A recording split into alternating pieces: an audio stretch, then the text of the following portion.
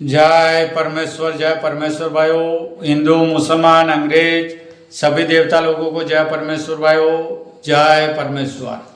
तो भाइयों, सात अनुपदास महाराज लिखी किताब जगत हित कहानी पेज नंबर 214 से पढ़ करके सुनाते हैं।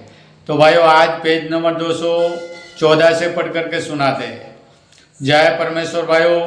तो यह किताब सात अनुपदास महाराज ने तमाम जान के बच्चे बचने के वास्ते बनाई है। तो भाइयों, हिंदू, मुसलमान, अंग्रेज, साधु, संत, पंडित, फकीर, राजा, महाराजा और सातों आठों विलायतों के राजा, बादशाह व रैयत सबके आगे हाथ जोड़ करके अर्ज करते हैं, यह किताब जगत हित कहानी एक बार जरूर पढ़े और पढ़ करके इंसाफ करे। तो भाइयों, यह किताब सात अनुपदास महाराज के मुलाजिम मुलजी होने के नाते पढ़ करके सभी संसार के लोगों को सुनाते, ताकि भाइयों इस किताब का इंसाफ होए तो दुनिया में अमन चैन कायम हो जावे। तो भाइयों, सात अनुपदास महाराज ने बताया, जमन माता जीवता जीव है और जमन माता भाइयों राक्षसी विद्या के पाप से बीमार है और बिल्कुल दुबली हो गई है। तो भाइयों, जमन के सहारे कुल जान पलता है। तो भाइयों, अपने अपने औलाद बचने के वास्ते यह किताब जगत हित कहानी जरूर पढ़े और पढ़ करके इंसाफ करे। भाइयों, जय परमेश्वर, जय परमेश्वर।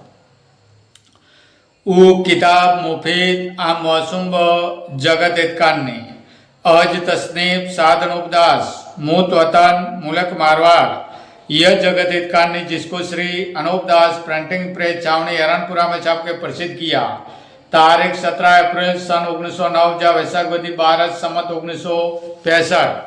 जय परमेश्वर भाइयों, पेज नंबर 214 है। क्योंकि जो परमेश्वर की रचना वो तो हम और तुम सभी अपनी अपनी आंखों से देख रहे, परंतु यह बनिए अपने जादू से देवतों का और भूतों का सुझाते। सो यह तो कुल राक्षसी पाप है, क्योंकि उसकी कुदरत तो ऐसी है कि जो उसकी कुदरत से हर एक चीज पैदा होती है, कि जिसको हम और तुम सब संसार के लोग अपनी अपनी आंखों से देखते हैं। क्योंकि परमेश्वर की कला छानी नहीं है, क्योंकि सब जीवाजून की और आदमी वगैरह की औलाद होती है, जिन्हों को सभी अपनी अपनी आंखों से देखते हैं। सो यह आवागमन यही है कि जिस जिसकी औलाद है और जो कि बीज है वो जीव कला है, और जो कि गुप्ती पाप दुनिया के नाम का 84 लाख कुंडियों के ऊपर कराते जब संसार को सपना वगैरह होता है कि जो संसार के आदमी मर गए उन्हों को यह बनिए जादू से सपनों में सुझा देते और दिखा देते। सो देखो भाई, मरे हुए कहाँ से दिखते, लेकिन इन बनियों के राक्षसी पाप से मरे हुओं का चेहरा होके सूझता है और दिख जाता है। सो चेहरे तो नहीं सूझते, परंतु इन बनियों का राक्षसी पाप जो है वो मरे हुओं का चेहरा होके सूझता है, और किसी किसी को जागते हुए में भी सपना करते हैं। सो उनको जागते हुए सपनों में उनका चेहरा सुझाते हैं कि जो उन्हों के सामने मरे हैं, कि जिन्हों को जिंदा देखा था उनका चेहरा सुझा देते हैं।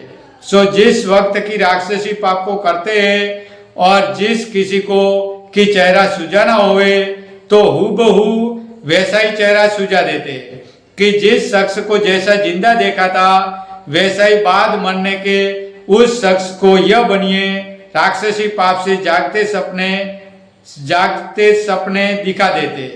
जब सपनों के देखने वाले संसार में सपनों की बातें कहने को लग जाते कि मैंने फलाने शख्स को देखा है कि जो मर गया। सो इन बनियों ने अपने राक्षसी पाप से हजारों को भूत पलित वगैरह बना दिया।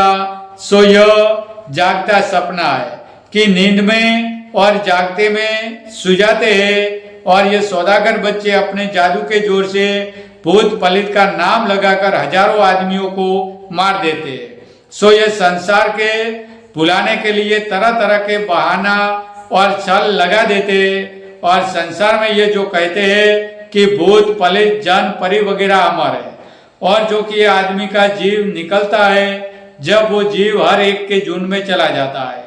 सो जीव किसी का किसी में नहीं जाता। यह तो बनियों का जादू है, क्योंकि जिस बीज का दरखत होगा उसका फल पैदा होगा। यानी जो बीज जिस चीज का बोया जाता है वैसा ही उगता है और दिखाई देता है। बस यही आवागमन है, क्योंकि आदमी के बीच से आदमी होता है और जानवर के बीच से जानवर होता है। जय परमेश्वर भाइयों, जय परमेश्वर।